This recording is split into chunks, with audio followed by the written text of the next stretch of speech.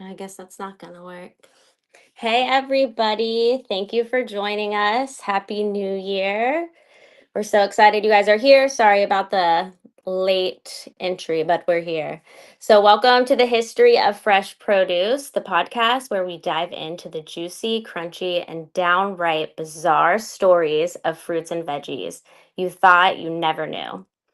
Did you know that some of your favorite produce was literally the stuff of legends? That's right. Ancient gods and goddesses weren't just into lightning bolts and epic battles. They were out here blessing cucumbers and making apples immortal. Seriously, fruits and veggies were VIPs of mythology. In today's episode, John and Patrick, they're counting down the top 10 produce gods, from grape loving gods of ancient Greece to some spicy vegetables that'll knock your stalks off. We're talking harvest prayers, rituals, and why some fruits were considered too sacred to eat. So enjoy today's podcast or live stream. All right. That was much harder to do on my phone. That was amazing. Listen, we had a little bit of technical difficulties, everyone, this morning. Everybody, audio, video, it doesn't matter. And but we're here. Maddie, awesome. Another great introduction to the history of fresh produce. So we appreciate you. And let's go ahead and get this episode started, John. Absolutely. Thank you, Maddie. Thank you. So everybody, hello. Welcome to the very first live stream of the History of Fresh Produce of 2025. That's right. New year, new time, new locations, right? This is, very true. I'm glad you didn't say new year, new me. I'd get you for that one, buddy. Yeah. Like new year, new me. No. Yeah, new locations. We have a brand new podcast studio that actually I'm in. So you don't see my normal background, which was a real background too, everyone. A lot of people are like, I love your green screen. It's not. Yeah. But yeah, so we actually have a studio being built out just to the right of me that daily we are working on it. And we're hoping to have that done by the end of the week. So by the next live stream, guess what? You're going to be able to see the new studio and what we have in store for you there. So thank you for just bearing with us in the move. If you knew we were moving. Exactly. If you knew you were moving. If you knew. Well, let's do a little rundown. So if everyone's been listening in since the start of the year, we've had Jimmy Carter episode. That was fun. That was a very last minute pivot because of his passing. So we felt like it was an interesting episode to do, considering he was the last president farmer or farmer that turned into a president, however you want to spin it. So we did that quick episode. Then we did the history of asparagus, which just came out this week. So we always like to throw in those sorts of episodes, kind of tracing the different crops that we're all familiar with and may not know too much about their background. We're also doing a lot more video, which we promised at the end of 2024. So if you go to our YouTube channel, there so far, I know it's only been 2 episodes, but we've turned both podcasts into video format, which involves or incorporates obviously some of the more visuals of the things that we're talking about. So if we're referencing a person or a painting or a region, you get to see some of that now if you're a more visual person, even though you and I try to paint as much of an oral picture as we can through our storytelling. Which is true, which is also true. I also tell people, they got to have smell-o-vision. They got to have a little bit of imagination too when they're listening to these shows, because it involves food, right? So they got to think about, what soil actually smells like and what a piece of citrus would, smell like if you were to burst it open, right? So, let your imagination go as well, because it'll help you out. But I do agree. We've been up in the video game, and everyone, we're going to be start adding. If you're a HFP club member, we're going to be adding that video just like the podcast episodes immediately. So you'll kind of see just the nuts and bolts of when we just press record and just go versus actually, putting some edits on it. In the live stream, we do no edits, but in some of the podcasts, we sub out some of the ads, or we have things that were like audio just stopped working in the middle of the show. So, we're going to have a lot more for the HFP members as well. And also we've got books still available. John, that was one thing I was going to, talk to everybody about too. So everyone, the HFP club, I put a QR code for you in the top hand of the screen. I think it's right or left, depending on what, where they're looking and what we put it on. But again, I mean, we've got the book by David Stone, The Food Explorer. We've got Titanic recipes, right? By Veronica Hinkey. And we also have the Harry Potter cookbook. These are all part of your deal when you sign up to be an HFP club member. You're going to get one, discounts on books, but we're going to send some people some of these books because some of the authors sent them to us. So as always, if you're interested in learning more about, the history of fresh produce and you want to join the club and get round the clock items, opportunities, and even some swag, go ahead and join today. Yeah. And of course, if you don't want to join, that's fine too. We appreciate the support. You can still support us. And the best way you can support us, obviously, by listening to us, dropping a review and a rating. Believe it or not, that is also very valuable to the show and to exposing the show to other audiences. Before we get into the core of our episode today, what to look forward to. So next month is Black History Month, February, and we're going to be devoting pretty much that whole month to topics kind of rooted in Black history and obviously produce. So be on the lookout for that. The first episode will probably be on the transatlantic slave trade and the impact that had on produce, namely in America. And then we're going to turn our attention on I haven't figured out how long it's going to be yet, Patrick, but it's going to be at least 2 parts, maybe 3 parts, series on George Washington Carver. Just an amazing story that I've been... Old GWC, eh? Yeah, I've been knee deep in reading about his life. I'm super excited to tell that story as I finish up my research on that. So that'll be a really interesting story. I think a lot of people don't know his full story. They know him about basically Peanuts, but that's about it. Right. So it's gonna be a good one, I think. So those are some things to look forward to. But yeah, so I think now we'll delve into it. And like Maddie said, we're gonna be talking about gods and goddesses, of course. I know when I think of a god, that again, everybody has their thing, but like you're right. You think of like Thor, like the god of thunder. You think of like the sun god, right? You think of different things because when you traditionally think of God too, you definitely don't think of produce. No, generally not. I mean, maybe you do. I mean, because if you see like the Greek mythology and when you understand like movies, they're always eating fresh grapes, tomatoes. They've always got wine. Like, so I guess you can in a way because if you're a god, you've got the most beautiful things, right? The most freshest berries. Compared to what the commoners would get, like ourselves. Exactly. Yeah. And what we're going to list off is our personal top 5. We couldn't repeat them, of course, if one person already took it. So we're going to list off our top 5 each. Okay. And we'll alternate with that just to keep it interesting so someone doesn't have to hear you or me speak through all 5 at once. Thank you. So Patrick, I'm going to let you get started off with your number 5 produce god. So my number 5 produce god, and and it was tough, just trying to go through some of these. You're kind of like, who would be number 1, right? And and some of these, John, I'll tell you, even looking at him again, I'm like, man, is that my number 5 or is that my number? Right? But I stuck to somebody had to be. I stuck to a plan, right? So let's start with number 4. My produce, which is my number 4. So it's when I listed them out, like it's my number 4 that I listed, but my number 5 on the list, which would be Pomona, in Roman mythology. Name comes from the Latin word pomen, fruit, specifically an orchard fruit. So her name may sound familiar today as it became the root for many English and French words, including pomegranate, pommy, French for apple, and even pomme de terre, or French for potato or apple of the earth. So Pomona was the Roman goddess of fruit trees, gardens, and orchards. And unlike many other Roman goddesses and gods, she does not have a Greek counterpart.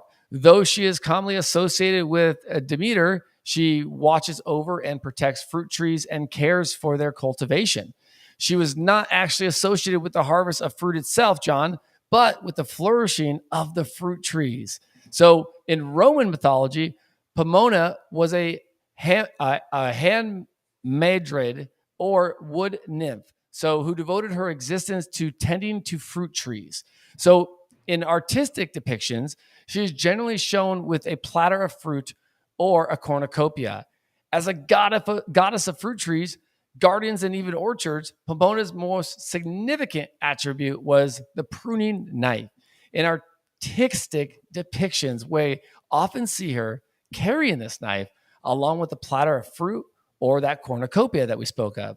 Ovid, a Roman poet, describes the power she wielded with this seemingly humble tool, writing, "She carried a curved pruning knife, not a javelin, with which she cut back the luxuriant growth and looped the branches, spreading out here and there, now splitting the bark and inserting a graft, providing a sap from a different stalk for the nursling." So not only was she taking care of it, I mean, this knife was part of her everyday tool in her toolbox. It's her go-to accessory. It's her hammer, right? It's her exactly. hammer. Romans dedicated to date of August 13 as a feast day in honor of Pomona, as this was the date when the first fruits of the harvest were ripe enough to eat. Okay, so Romans also organized the festival of Pomona for the 1st of November, which many have linked to the development of Halloween's date today. During the festival, Romans made offerings of nuts and apples to the gods and thanked them for protecting the harvest. In fact, many of the Halloween traditions of today are still associated with apples, including apple bobbing and toffee apples, with bear resemblance to Pomona's sacred fruits. According to numerous myths, John, her radiant beauty attracted several suitors, including Silvanus and Picus, but Pomona preferred to be alone, nurturing her sacred trees in the countryside. So one suitor in particular was determined to win Pomona's heart, the trickster Vertumnus, god of seasons, change, plant, growth, and gardens. According to Ovid, Vertumnus had the ability to shapeshift into different people, and he used the skill to win Pomona's heart. Okay, he finally did. After she wanted to be in her fruit trees, and she was like, Yeah. He knew a devil in disguise, right? He had to make it work, John. Yeah. So obviously, he then told Pomona a warning tale of the dangers of rejecting a suitor, regaling the tragic story of Iphis and Anaxaret. After winning her heart, Pomona and Vertumnus married and became complementary deities who brought forth great abundance and growth. Yeah, that's a good number 5. I mean, I like the connection there. Like, I didn't even think about that. The palm fruit, Pomona. So that makes a lot of sense. It's a good number 5, a solid number 5. It's a solid number 5. And everybody, we do have some. We have these up here, and well, there she is. Pomona. There's Pomona right there. So give you some relevance when you're looking at her. She was bearing the trees, right? Oh, yeah. So that was her passion, just being with her fruit trees, right? Taking care of them. That's a very good one to start. Now I'm going to move forward to is you actually touched on her in your little discussion there. So Demeter, and she is an Olympian goddess of harvest and agriculture. And her big thing is grains, specifically grains. Actually, she's in a lot of the epic poems in Greek mythology, she's referred to as the grain mother, the goddess of cereals. And actually, in another prayer for Zeus and Dionis, she basically helps the crops grow full and strong.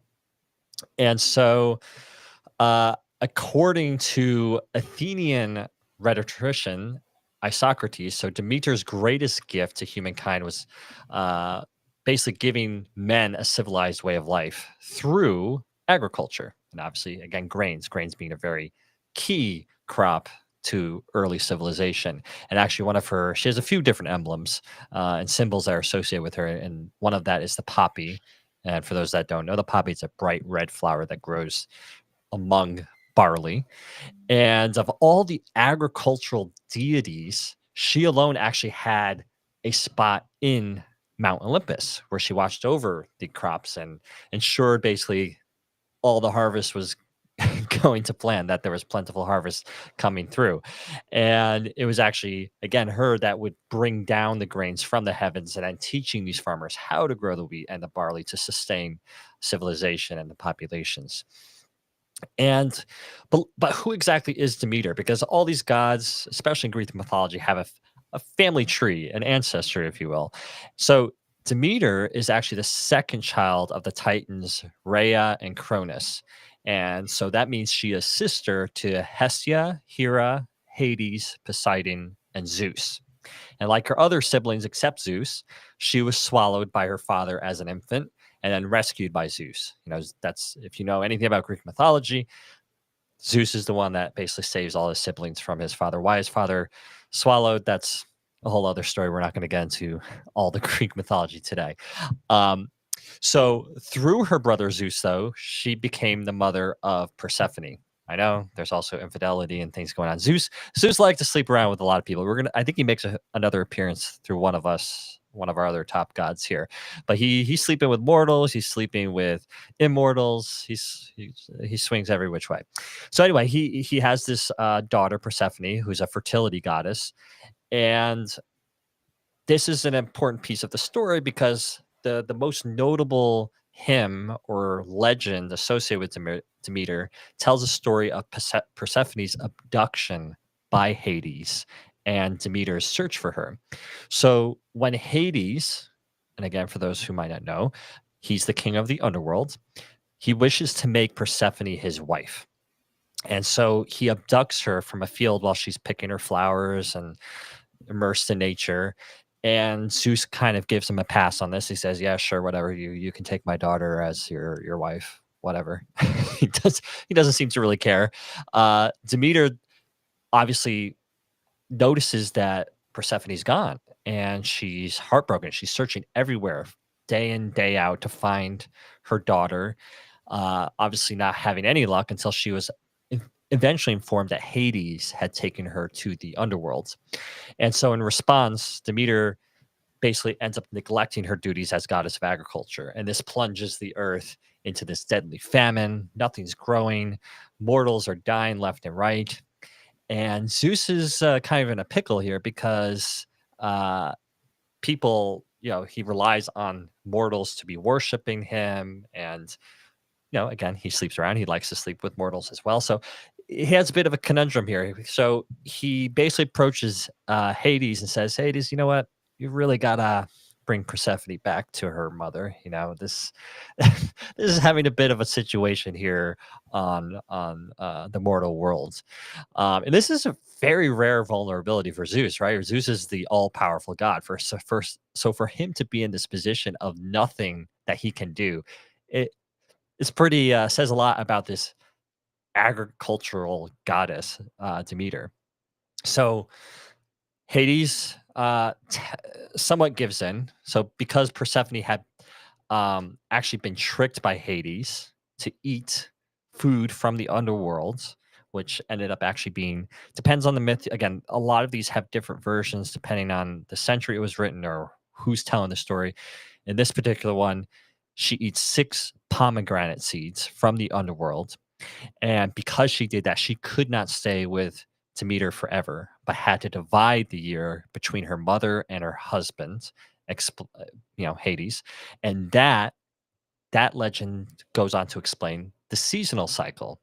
So as Demeter does not let plants grow while Persephone is gone. So when winter is around or when, the weather is not ripe for harvest and for growth, the legend goes that Persephone is in the underworld with Hades, And Demeter is sad and heartbroken, and nothing grows. And when it's spring and summer, Persephone is home with Demeter, and life flourishes. So, while she may not be actively worshipped today, many Greek farmers actually do still keep an idol of Demeter at home, just as a reminder of that history and of fertility that it, covers the land. So I think it's a pretty cool story. I definitely agree. I think it's pretty cool. And I like how it tied into the first one too. Yeah. Right. Yeah, well, the Greek and Roman, there's a lot of crossovers, borrowing of stories, and merging goddess. So it was a good both for number 5 there. Well, and our next one, which is going to be mine. So we're gonna travel all the way over to the Japanese mythology. So Inari. So the Japanese kami, word for gods in the Shinto religion, foxes, fertility, rice, tea, sake, agriculture, and the entire industry. And really all about general prosperity, worldly success, and is one of the principal kami of Shinto. The name Inari can be literally translated into rice bearer, John. So as cool as all that just sounded, like that, it all came down to a rice bearer. Yeah. Okay.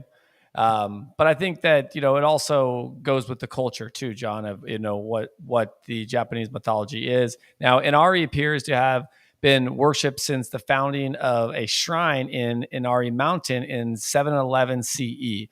So although some scholars believe that worship started in the late 5th century, we're going way further back. So Inari is an incredibly popular deity who has more shrines dedicated to them than any other kami in Japan. So a third of all shrines in the country are Inari shrines, John. That's pretty significant. That's a significant part of history right there. Now, Inari is the god of prosperity and success, resulting in a universal appeal that helps explain Inari's popularity across Japan.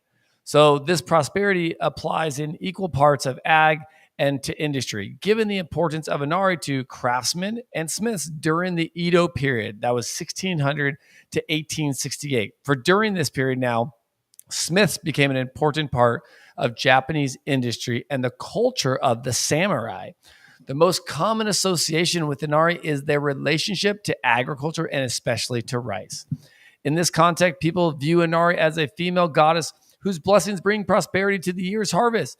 This extends to the products made from crops, such as sake, the Japanese alcohol produced from fermented rice.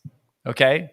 A popular rice ball called Inara sushi is named for Inari. In addition to rice, Inari is also associated with tea, an important staple of Japanese society for at least the last 1,000 years, which placed her at the center of some of Japan's most well-known customs. According to the myth, John, Inari, as a megami, female kami, was said to have come to Japan at the time of its creation amidst all the harsh famine and struck the land. She descended from the heaven riding a white fox, and in her hand she carried sheaves of cereal or grain. Ini, the word now used for rice, is a name for the cereal. What she carried was not rice, but some cereal that grows in swamps. According to the legend, in the ancient times of Japan was water and swampland. Foxes running wild in rice fields must have inspired the idea of Inari as they seemed to inspect the crops. To show their gratitude, the farmers offered red rice and fried bean of curds to the foxes. How Nice. crazy is that? So if you see a fox in Japan, he's just working through the god to inspect the rice crop. That's all. That's all. That's all. There he is, right there. Inari appears to a warrior, or she, sorry, appears to as a warrior. So pretty cool. Yeah. There you go. Now it's time for my number 4. Uh-oh. I'm going to go the other direction now. So I'm going back to Europe. I'm going to go with Freyr, who is a Norse god during the Viking Age. And we've talked about Vikings on and off last year. We did a whole episode on just Vikings. I don't think Freyr made it into our conversation at that point, but Freyr is an interesting guy. There he is in all his glory. So he is actually the main fertility god in Norse mythology, and there's a whole complicated history behind him, his origin story and family and all these things. I'm not going to get into that today because again, you could probably do a whole episode on just that alone. But he has a deep connection with harvest and ag because he is the lord or the god of sun and rain and fertility. And a lot of these gods that have that power or that association in turn are usually paired up with ag and harvest and crops.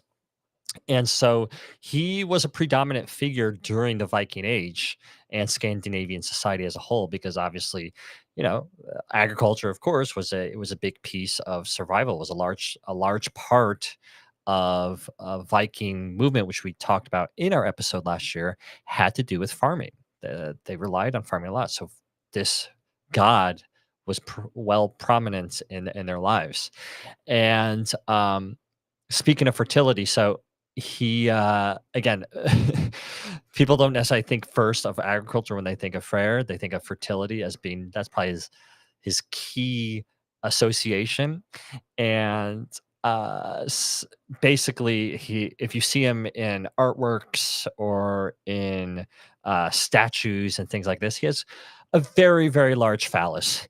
So if you see Norse god art and things like that, and you see a very large phallus, it's probably Freyr.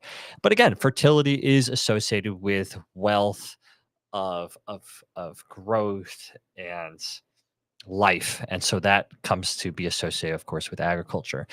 And so he's described as being a handsome man, defined edges, chiseled body, facial structure, all these things, very masculine, very muscular. And as you would have seen in that picture as well, he often chose to wear farming clothes rather than any kind of armor. And this was his way of apparently expressing that you are what you wear. And farming, True. as it's been interpreted through this mythology, is more challenging than being at war, as you can swing a sword in battle to win a battle, but you would swing a scythe to feed a nation. And that was where the power was. And so he actually did have a sword, though, and you can see that in the picture too. And that sword was his key prop. I said prop. And what's cool about that sword actually is when it was drawn, it could fight itself. So basically it could just fight whoever he was fighting on its own. He didn't have to stand there and hold it himself. And he actually ends up trading that sword to get the woman that he has fallen in love with, which eventually becomes his wife, Gert. Again, a whole other story, but just thought I'd bring that up. And so people that still practice Norse mythology and worship these gods as an offering to Freyr, they will often give him fresh local produce or any kind of food of the earth as these offerings to appease Freyr. So that is the Norse god associated with agriculture. Okay. Neat little guy. Still a good one. But, yeah, I was gonna say not so little. Not such a little guy, but Yeah, he looked like a big guy to me, man. He's the not so little guy. All right. Well, let's go back into mine. So for I'm on number 3, counting down. Yes, number 3. That we moved from the Japanese mythology now to the Egyptian mythology. So one thing we're going to talk about now is Osiris in the Egyptian mythology. So the god of fertility, agriculture, the afterlife, the dead, resurrection, life, and vegetation in ancient Egyptian religion. Now, that's a lot, John. Yeah, he had a nice resume. He had a pretty good resume. So classically depicted as a green-skinned deity with a pharaoh's beard, partially mummy-wrapped at the legs, wearing a distinctive Ataf crown and holding a symbolic crook and flail. Now, this was widely worshipped, or he was widely worshipped until the decline of ancient Egyptian religion during the rise of Christianity and the Roman Empire. He was considered the first king of Egypt. According to Egyptian myth, since he was the first son of the earth god, Jeb, and the goddess of the sky, Nut, he was not only king of the gods in a way, but the king of the mortal realm as well. Ooh, he had some the power here. He was said to be a good and generous ruler who brought Egypt into a period of civilization by introducing agriculture. I like this guy already. So consider the god of Ag in ancient Egypt before his death. This would seem like an anomaly, but agriculture is instinctively linked with both creation and destruction, harvest and rebirth in many ways that we don't usually think. There is a reason that the enduring modern image of death is as the grim reaper with a sickle. Without the end of a cycle, right? There can be no planting of new crops. So it is death. But Osiris in his oldest form was also believed to be a fertility god. There's a lot going on with this guy. Again, it's always that fertility. See, that fertility a lot. against death and life. Yeah, exactly. Right. The harvest and the threshings of grains were supposed to be a symbolic death from which would rise the new spark of life as the grains were sown again. So Osiris and I would say Isis as king and queen established a system of order and culture that would form the basis of the Egyptian civilization for thousands of years. Now, the legend, okay? Set, the younger brother of Osiris, was very jealous of his position and power. Set also supposedly lusted after Isis. So, thus, as the myth goes, everyone, he made a plan to kill Osiris. When Osiris made Isis his regent and he went to travel the world instead of Set, this was the last straw. Set made a box of cedar, wood, and ebony exactly to the specification of the body of Osiris. Then he invited his brother to a feast. At the feast, he promised that the chest, which would actually be a coffin, would be given to anyone who could fit inside. Naturally, this was Osiris. As soon as Osiris was inside the coffin, Set slammed down the lid and nailed it shut. Then he sealed the coffin and threw it into the Nile. Isis went in searching for her husband's body, tracking it to the kingdom of, I think that's Byblos, where it, having been turned into a tamarisk tree, was holding up of the root of the palace. So having persuaded the king to return it to her by saving his child, she took the body of Osiris with her to Egypt and hid it in a swampy region in the Nile Delta. Wow. Which was totally insane at this point. But now, while she was with the body of Osiris, Isis conceived their son, Horus. Okay, the only different. person Isis took in her confidence was Set's wife's Nephthys, her sister. Now, while Isis was away for a while, Set discovered Osiris and chopped his body into several pieces, scattering them all over Egypt. Isis and Nephthys regathered all of the pieces, being able to locate only his penis, which had been swallowed by a fish. You know, fish got things to do, okay? Now, the son of God, Ra, watching the two sisters moan over Osiris, sent Anubis to help them. The three gods prepared him for the first ever instance of mummification. They put his body together, and Isis turned into a kite to breathe life into Osiris. But since Osiris was incomplete, he could not take his place as ruler of the world anymore. Instead, he went on to rule a new kingdom, the underworld, where that would be both ruler and judge. It was only way for him to gain eternal life in some sense, and his son would then avenge him and become the new ruler of the world. So Osiris could not dwell in the world of the living ever again after his death at the hands of Set, but his reputation as a generous god who fond of the living survived in this form as the god of agriculture and fertility. I like that one. It's a good one. It's got life and death. And I like that it's, again, I mean, that is agriculture at the end of the day, right? I mean, essentially every new season of a crop is a rebirth. It's 100% stuff that has come back to life. But yeah, unfortunately, that fish showed up because he could have stayed he could have stayed a god above the underworld had he just not missed that last part. Yeah, Osiris. It's always the one thing that's missing. Apparently. All right, that was a good 3. My turn. Let's see what ours real quick. See what he looks like. There he is. I wonder if he's There's green also Osiris. because of. I mean, green is obviously associated with nature and life. So maybe that's why he's green. I don't know. I have no Something to idea. ponder. Well, let's look at the next. Go ahead, John. All right. My number 3 is Dumuzid. And this comes from the Sumerian mythology, so the Mesopotamian region. And this god basically, once again, is associated with Ag and shepherds. He was actually also the first and primary consort of the goddess Inanna. And Inanna was a big presence in ancient Mesopotamian mythology. But Dumas said, yeah, he was an agricultural deity. He's associated with, again, the growth of crops, with plants, anything that you would associate an agricultural god with that we've been hearing already about.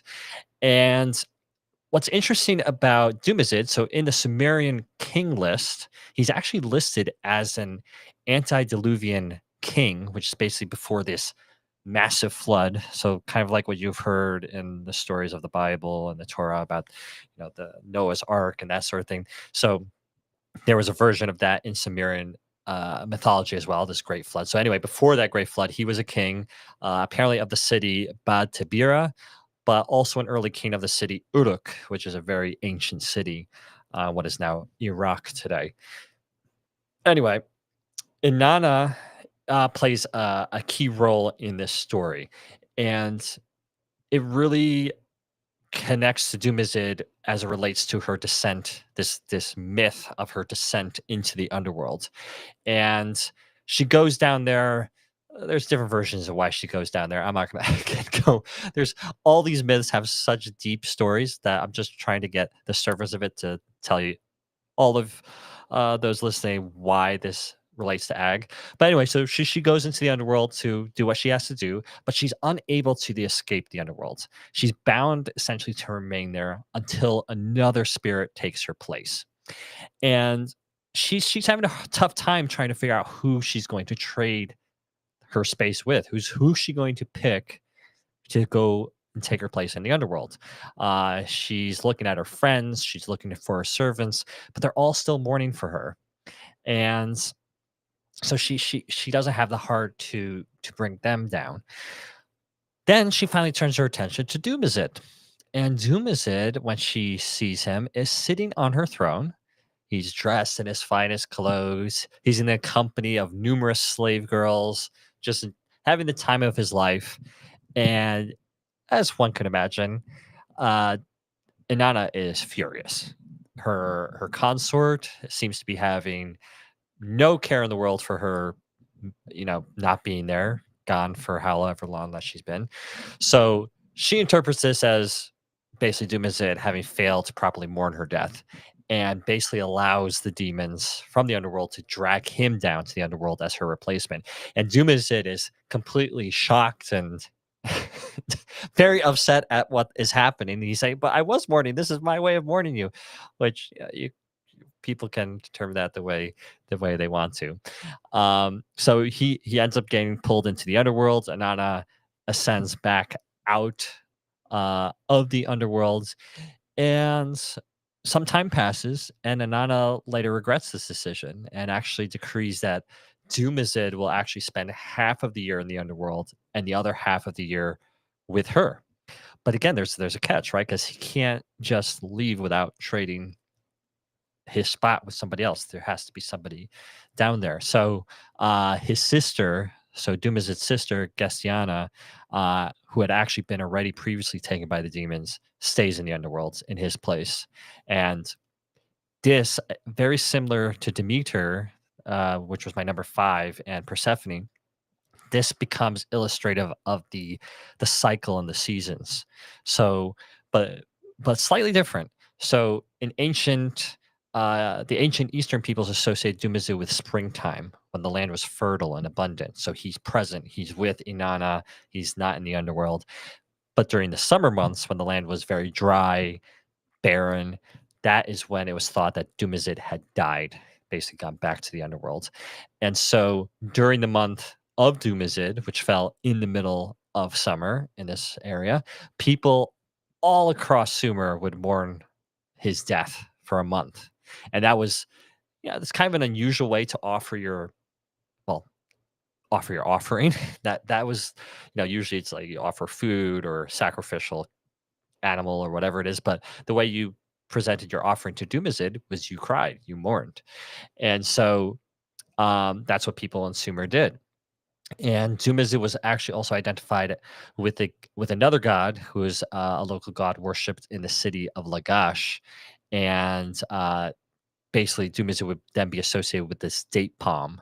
And date palm has, I think we've touched on a few different episodes. We'll probably do a whole episode on date palms at some point, but very important produce item in the ancient world. And because it was so important, it represented stability. It was one of the few crops that could be harvested all year, even during the dry season. So Dumazid became associated with this very critical crop. And so, again, it's just showing that, again, that cycle and that emphasis of life and death and that cycle of crops and coming and going. And we see it yet again in Sumerian mythology in the form of Dumazid. Wow. Like another one, this guy or this girl or, the guy. The guy's on the, if people are watching, it's the guy on the right and Inanna, on the left. The goddess on the left. Yep. It's just amazing, right? You wouldn't think that these gods are so associated with fresh produce. So, and even the next one, right? So my number 2, that we're going to talk about, and we'll pull it up so you can have a gander at it. Which now we're going to the Aztec mythology, and her name is a hard name, John. It's I think it's Chipe Totek. That I was going to say. I think the X is actually pronounced as a C because the IP. So Chipe Totek. It's a tough one. Okay, everyone. Is depicted very, very differently, and let's talk about this because this was a fun one of mine because getting closer, god of agriculture. Right. So a lot of them have to do with the rebirth, right? The life and death, the rebirth, right? All together. But also, this one is a life and death rebirth deity, god of agriculture, vegetation, the east, the spring, goldsmith, silversmith, liberation, deadly warfare, the seasons, and earth, John. Wow. He's got a full plate. Like, that's like you go to work and they're like, hey, can you add one more thing to your list? And this guy was like, no. He's your modern day millennial or Gen Z or whatever. It does so much. So let's talk about it though. So Chipia, it's a hard one. I'm gonna go Totek. Let's give him a little nickname. Totek. So Totek here connected ag renewal with warfare. He flayed himself to give food to humanity, symbolic of the way maize. So that was that corn seeds loose. The outer layer before germination happened and of snakes shredding their skin. He was there really has the symbolic of maize. Okay. He is often depicted as being red beneath the flayed skin he wears, likely referencing his own flayed nature. Mm-hmm. So emerging from rotting flayed skin after 20 days symbolized rebirth and the renewal of the seasons, the casting off of the old and the growth of the new vegetation. No difference of a tree turning those beautiful red, brown, yellow colors, right? Mm-hmm. As they're dying. Mm-hmm. New vegetation was represented by putting on the new skin of a flayed captive because it symbolized the vegetation the earth puts on when the rain comes. The living God lay concealed underneath the superficial veneer of death, ready to burst forth like a germinating seed, John. So annual festivals of Chipita Totek was celebrated on the spring equinox before the onset of the rainy season. It was known, and this is a hard one, Tikakalix Pihalu Letsili, like flaying of men. The festival took place in March at the time of the Spanish conquest, 40 days before the festival of Totek. A slave who was captured in war was dressed to represent the living God who was honored during this period. Now, this occurred in every ward of the city, which resulted in multiple slaves being selected. Okay. No bueno here. Okay. Everyone, no, you don't want to be in that position. Do not. But on the day of the festival at dawn, the impersonator was sacrificed. After having the heart cut out, the body was carefully flayed to produce a nearly whole skin. The Oh, skins jeez. were dyed yellow and called tico licamentiel, or golden robes, and were either worn by priests who performed ritual dances in them in the ceremony known as Tozatatoni, held the following month, or worn by young men for 20 days who went around begging until the skins rotted away of their remains, were then buried in the god's temple. The skins were often adorned with bright feathers and gold jewelry when worn. Okay. So the significance of these impersonators and sacrifices was once again one of regeneration related to Ag. The arrow sacrifice was another method used by worshippers of Toek. The sacrificial victim was bound, spread eagle to a wooden frame. He was then shot with many arrows, so his blood spilled all onto the ground. The spilling of the victim's blood to the ground was symbolic of his desired abundant rainfall, with the hopeful result of plentiful crops. After the victim was shot with arrows, the heart was removed with a stone knife. The flayer then made a laceration from the lower head to the heels and removed the skin in one piece. Like, this was like legit regeneration. Oh my God. Okay. When the 20th day festival was over, the flayed skins were removed and stored in special containers with tight fitting lids designed to stop the stench of, obviously, putrefaction from escaping John. But these containers were then stored in the chamber beneath the temple.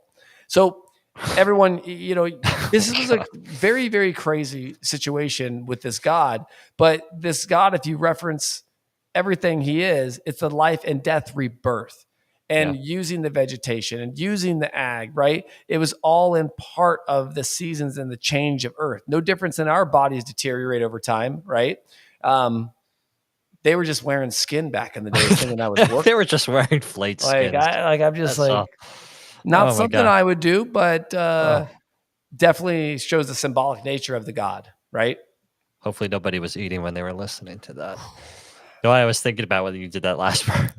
You've seen Austin Powers, right? Where that's a keeper. That's a keeper. Yeah, he's peeling off the skin and putting in his little jar. Don't eat that one. This is just on a whole body level. Anyway, moving along. My number 2 is not as graphically number 2 involving of skins and flaying of people, but it's of Dionysus, who's going back to Greek mythology.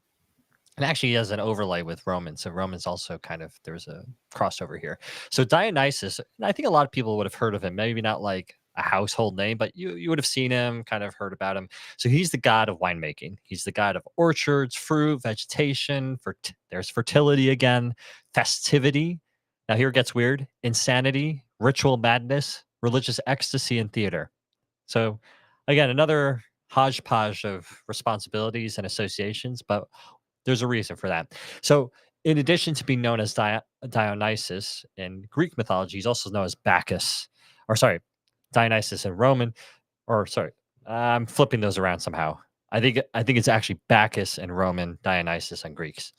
And he is said to have induced what they called Bacchia, which is a frenzy. So that's why he's named Bacchus in Romans. And again, we will get to why he's associated with this madness.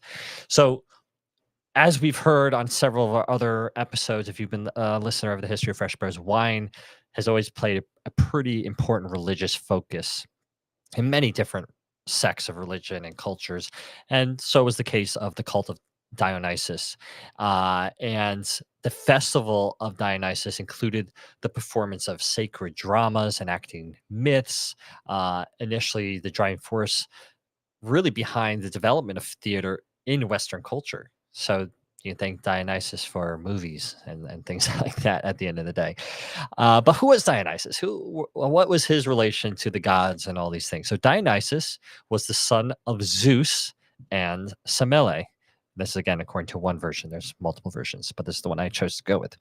And Dionysus, was the only god with a mortal parent. So here is Zeus again. This time he's fooling around, not with his sister, but with a mortal woman. And so Semele is pregnant, and Hera, the sister and also wife of Zeus, transforms into this, I think it's an old woman. Again, there's different versions, but let's just say she transforms into this old woman and persuades Zeus to display himself in full form to Semele because if he's so in love with her, he should treat her like a fellow god and just show who he really is. Now, the problem is when a god does that to a mortal, it's so overwhelming and so powerful that it kills you. So he did that. Semele dies. Semele again is pregnant, so Zeus actually ends up carrying, detaching this embryo or fetus of Dionysus and attaches it to his leg and carries it to full term. And when Dionysus grows up, he actually discovers the culture of the vine and the mode of extracting that precious juice, which would become wine. And he becomes that, in again, legend and myth, becomes the first to do so. But Hera, again, is not a big fan of Dionysus because of who he was associated with and all these things. Hera's always a very jealous person. And so she ends up striking him with madness. And basically, this ends up driving him to wander through various parts of the earth for a long period of time. So basically, he ends up going to Phrygia, the goddess Sibyl or Sybil. He ends up getting cured, and he gets taught basically all these religious rites, and he then goes sets it out on going through Asia, teaching people the cultivation of the vine through his travels. And actually, the most famous part of his wanderings ends up being his expedition to India, which is said to have lasted several years. And according to that legend, Alexander the Great reached a city called Nysa near the Indus River, and the locals said that the city was actually founded by Dionysus in the distant past, and their city was actually dedicated to that god.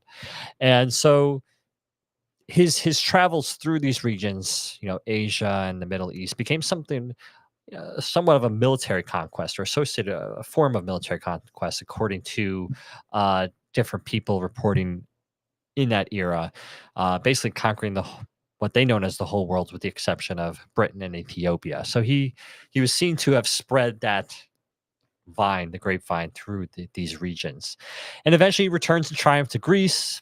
He becomes considered the founder of the triumphal procession, and he undertakes these efforts to introduce his religion into Greece, but it ends up being opposed by rulers for fear because of his disorderly conduct and madness that it would bring with it.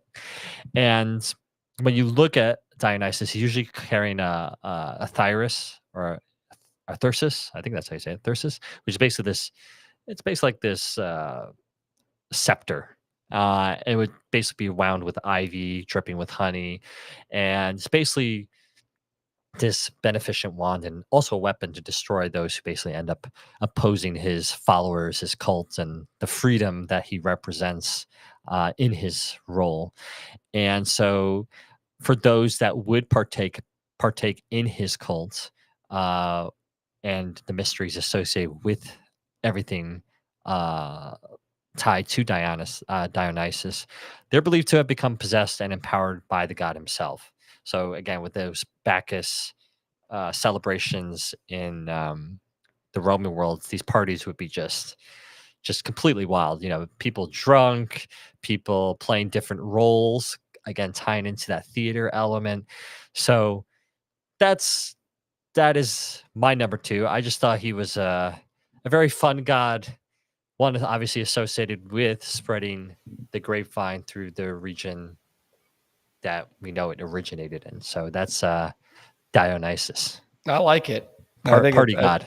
I think it's still cool because it kind of shows, like I said, look at the fruit around this painting too. It really shows him. Now, let's go to my number one.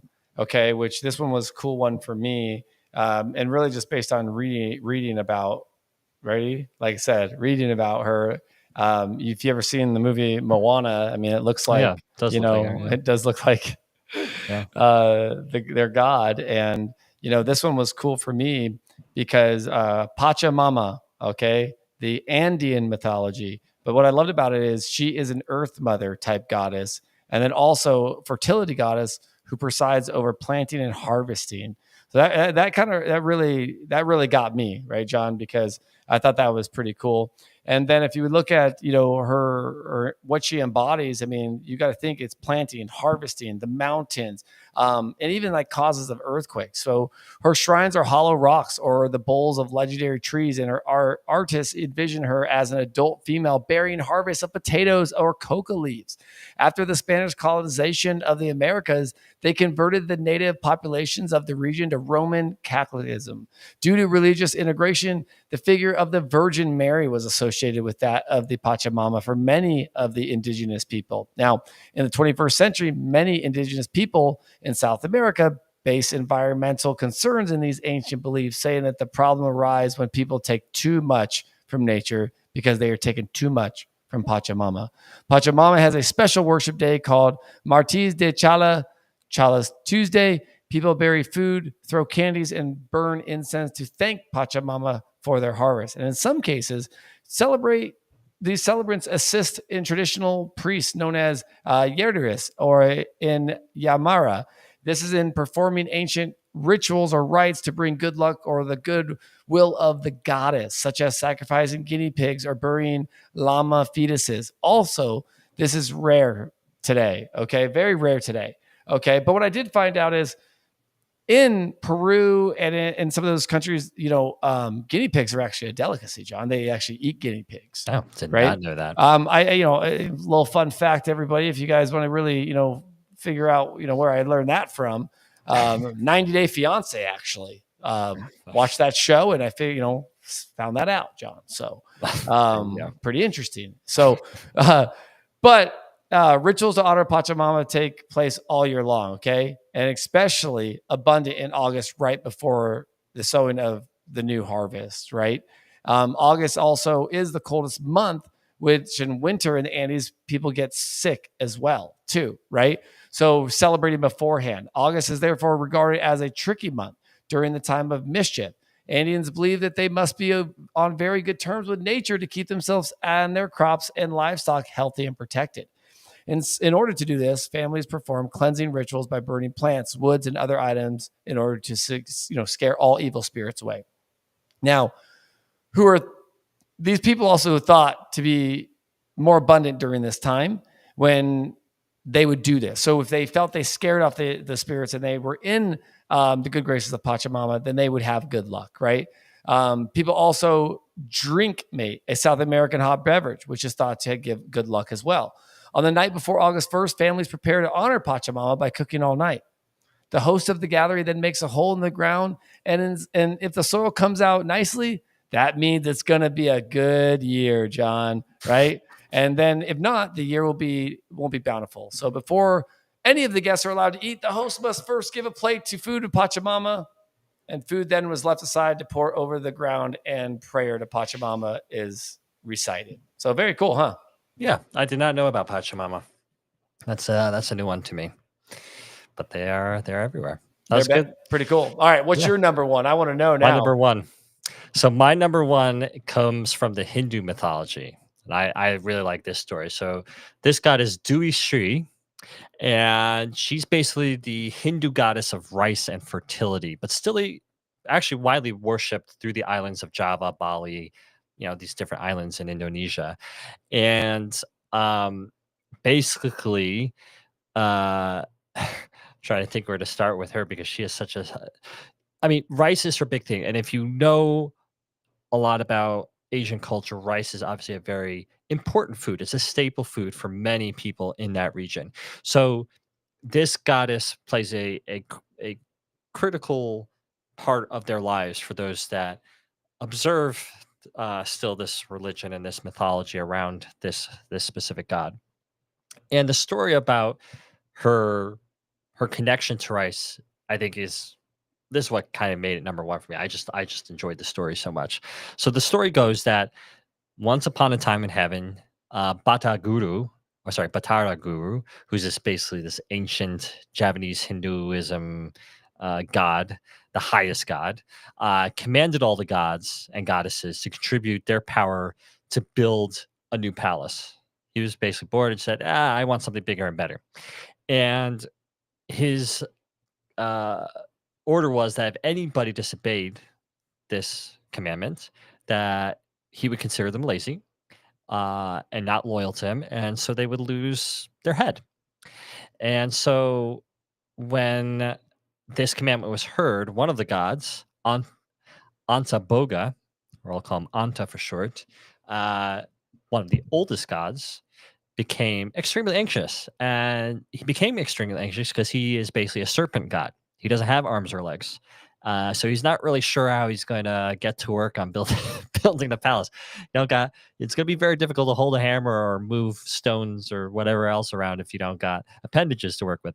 So um, he seeks advice from Batara Narada, who's the younger brother of Batara Guru, and Narada couldn't give him basically any suggestions. He just felt bad for Anta and said, "Yeah, too bad." So Anta becomes really upset because he doesn't know what he's going to do. So he ends up crying, and as he cries, 3 teardrops fall to the ground.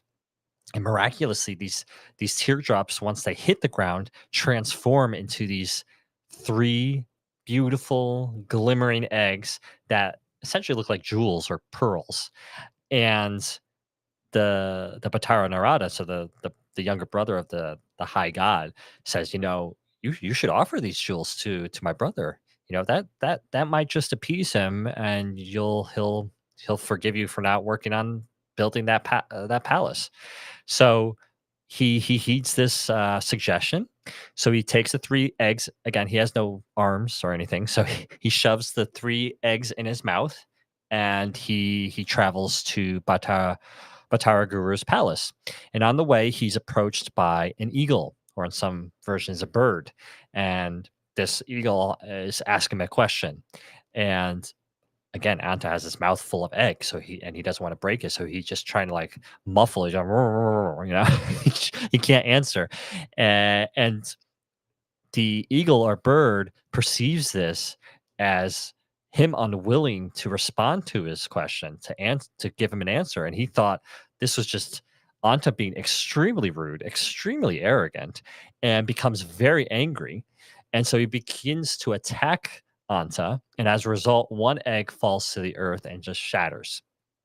Anta then, of course, is like panicking because this is potentially his key to survival. He quickly tries to hide in the bushes, but that bird is waiting for him and attacks him yet again and leaves Anta with just 1 egg left to offer. So eventually he does arrive at the palace. He offers this one last egg in the shape of this shiny egg to um, Batara Guru. And to his surprise, Batara Guru accepts it and he's very happy with it. And he says, "Okay, I will take this as your tribute. However, you have to sit with this egg until it hatches." So Anta does this, and eventually the egg does hatch, and it hatches into this beautiful baby girl. And the baby girl is then given to Batara Guru and his wife. And they name the girl Niari Poachi Sangyang Tri. And she grows up into this beautiful princess. And every god who ends up seeing her becomes just completely attracted to her. And even her foster father, Batara Guru. And he starts to feel especially attracted to her. And the gods are seeing this and they're saying, this doesn't feel right. This this this doesn't look good. And they start to fear that if he pursues this attraction, that it become a scandal and just destroy the harmony in heaven. And so they try to put their heads together and figure out, okay, how are we going to correct this? And they can't really take down Batara Guru. He's the strongest god. So the one thing that they're going to have to do to, again, in order to keep the peace in the heavens, to protect the chastity of this beautiful woman, is they have to get rid of her. They have to kill her. So the gods get together, they poison her, and her body is then buried somewhere on earth in a far hidden place. But because of this woman's innocence and her divinity, her grave starts to show a miraculous sign. And for at the time of her burial, some plants end up actually growing from the ground that would forever benefit mankind. And the list is quite extensive. So As the legend goes, from her head grew the coconut. From her nose, lips, and ears grew a variety of spices and vegetables. From her hair grew grass and various flowering plants. From her breasts grew various fruit plants. From her arms and hands grew various wood trees. From her genitals grew the sugar palm. From her thighs grew various types of bamboo. From her legs, tuber plants. And then finally, from her belly button, and in some versions, her eyes, grew the probably the most useful plant in this region, which they called paddy, or what we know as rice. And so all of these useful plants, obviously essential for human needs and well-being, are thought to come from the remnants of this woman's body, who now would be called Dui Shri, which means goddess of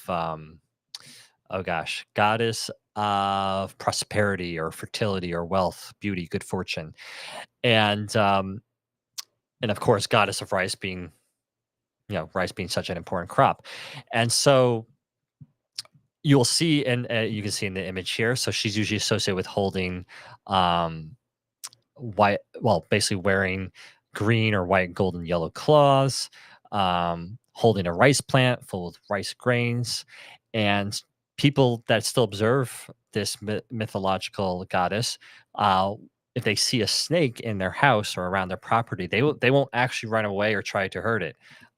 They actually will see it as a way of a good omen of a successful harvest. They'll actually offer the snake all kinds of things to make it happy. And that's the story of Dewey Shri. And we're sticking to it. Yeah. I just thought it was a very neat story. I had never heard of that goddess. Amazing. I like all those different plants that came from this one princess. My Pachamama, my number one. I think that you should determine what your number one should be.